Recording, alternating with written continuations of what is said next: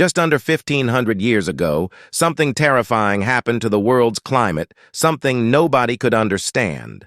The sun began to go dark. Rain, the color of blood, poured from the skies.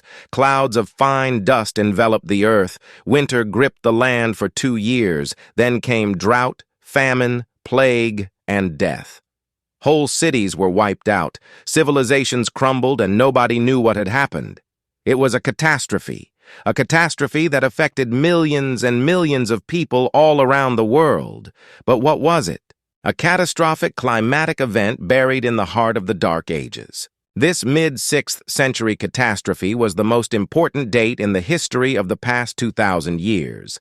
This event created the world we live in today, something far removed from the minds of everyday peoples of our modern times. Unbeknownst to most, the catastrophe could at any time happen again. The volcanic winter was caused by at least 3 simultaneous eruptions of uncertain origin, with several possible locations proposed in various continents. There is even evidence of an extraterrestrial factor. A possible origin for this object could be the Taurid meteor stream. This stream is the result of the fragmentation of a much larger comet some 20,000 years ago. The Earth passes through the Taurid stream in November and June each year, resulting in regular meteor showers normally consisting of microscopic dust particles. A fragmentation of the stream is thought to have occurred around 500.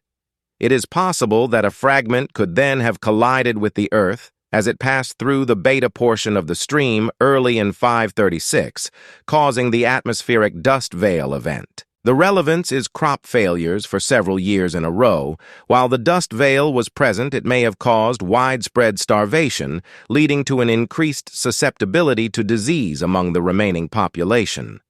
Small comets had previously been thought to be less hazardous than small asteroids, but estimates show that a small comet fragment can have a global effect. In early AD 536, or possibly even late 535, an eruption or eruptions ejected massive amounts of sulfate aerosols into the atmosphere. The solar radiation reaching the Earth's surface reduced dramatically, and this rapidly cooled the atmosphere. Despite what the global warming nuts say, the sun seems to be the main driver of temperature and climate.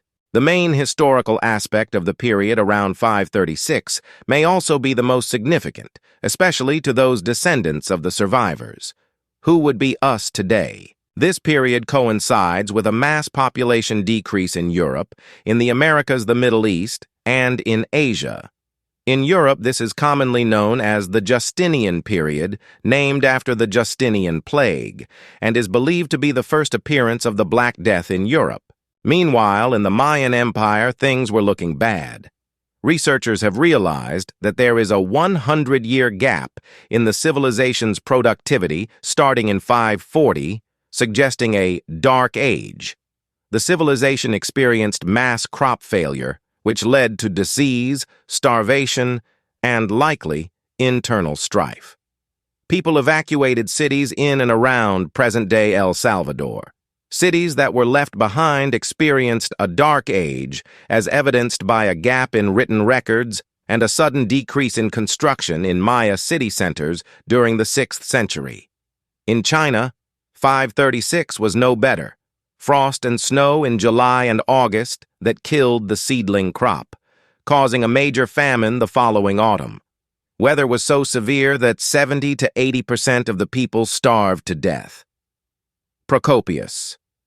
The sun gave forth its light without brightness, like the moon, during this whole year, and it seemed exceedingly like the sun in eclipse.